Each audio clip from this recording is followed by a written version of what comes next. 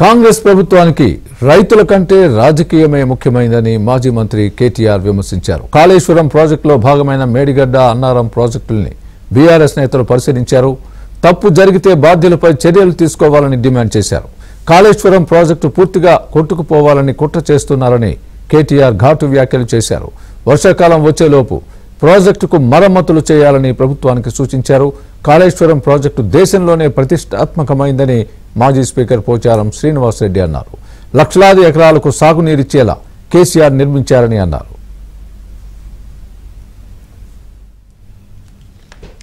కాంగ్రెస్ ప్రభుత్వం ఏదో జరిగినట్లు, లేనిది ఉన్నట్టు, ఉన్నది లేనట్టు చూపుతోందని మాజీ మంత్రి హరీష్ రావు విమర్శించారు. కాళేశ్వరం ప్రాజెక్టును జీర్ణించుకోలేక దుష్ప్రచారం చేస్తున్నారన్నారు.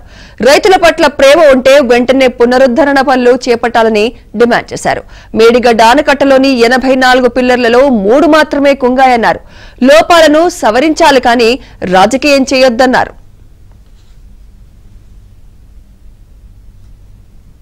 బ్రహ్మాండంగా బ్యారేజ్ లాగా వాడుకోవచ్చు, రిపేర్ చేయవచ్చు. గ్రౌటింగ్ అనే టెక్నిక్ ఉంటుంది, ఇంకా ఇతరత్ర టెక్నిక్స్ ఉంటాయి. అవన్నీ చేసుకొని చక్కగా వాడుకోవచ్చు అని చెప్తా ఉన్నారు. 100 కంపోనెంట్ల కాళేశ్వరంలో ఒక కంపోనెంట్ అయిన మేడిగడ్డలో ప్రాబ్లం ఎంత?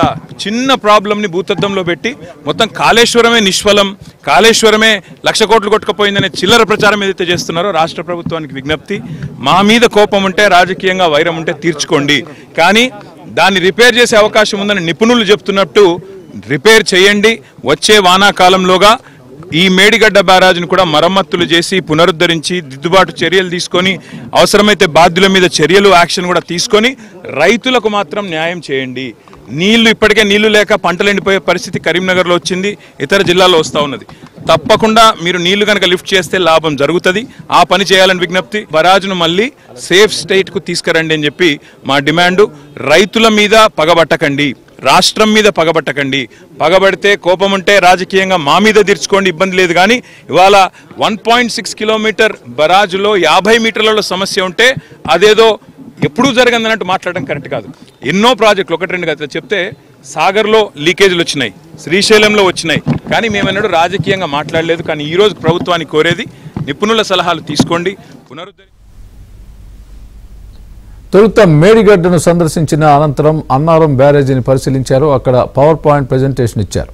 ప్రాజెక్టు నిర్మాణంలో లోపాలుంటే సంబంధిత వ్యక్తులు, అధికారులు, కాంట్రాక్టర్లపై చర్యలు తీసుకోవాలని అన్నారు బీఆర్ఎస్ నేతలు.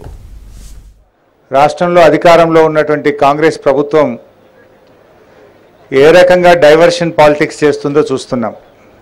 ఒక బాధ్యతాయుతమైనటువంటి ప్రభుత్వం ఏంటంటే ప్రతిపక్షాలు లేవనెత్తినటువంటి ఇష్యూస్ను సమాధానం చెప్పాలి, అడ్రస్ చేయాలి. కానీ దురదృష్టవశాత్తు ఆ రోజు కేసీఆర్ గారు ప్రాజెక్టులను కేంద్ర ప్రభుత్వానికి అప్పజెప్పొద్దని నల్లగొండలో సభ పెడితే ఇదే రాష్ట్ర ప్రభుత్వం ఆనాడు మేడిగడ్డ పర్యటన పెట్టుకొని డైవర్షన్ పాలిటిక్స్ చేసింది. ఈరోజు మేము మేడిగడ్డ పర్యటనకు వస్తే అదే సమయానికి పాలమూరు ఎత్తిపోతల పథకాన్ని దగ్గర ఇంకో యాత్ర పెడతా ఉన్నారు. అంటే ఏంది? ఇది ఒక చిల్లర మల్లర ప్రయత్నం తప్ప ఇది ఒక బాధ్యతాయుతమైనటువంటి ప్రభుత్వం వ్యవహరించేటువంటి విధానం కాదు. ఇలా రైతుల పక్షాన, ప్రజల పక్షాన పనిచేయాలి కానీ ఎంతసేపు ప్రతిపక్షం మీద బురద జల్లాలి, గత ప్రభుత్వం మీద బురద జల్లాలనేటువంటి చిల్లర ప్రయత్నాలు మానుకోవాలని చెప్పి నేను కోరుతా ఉన్నా. కాంగ్రెస్ పార్టీ వ్యవహారం చూస్తూ ఉంటే రాష్ట్ర ప్రయోజనాలు, రైతు ప్రయోజనాల కంటే కూడా రాజకీయ ప్రయోజనాలకు వాళ్ళు ఎక్కువ ప్రాధాన్యత ఇస్తున్నట్టు కూడా ఇవాళ కనబడతా ఉంది. జనరల్గా మెగా ప్రాజెక్టులు కట్టినప్పుడు అక్కడక్కడ కొన్ని సాంకేతిక ఇబ్బందులు తలెత్తుతాయి. ఇంత పెద్ద మెగా ప్రాజెక్టులో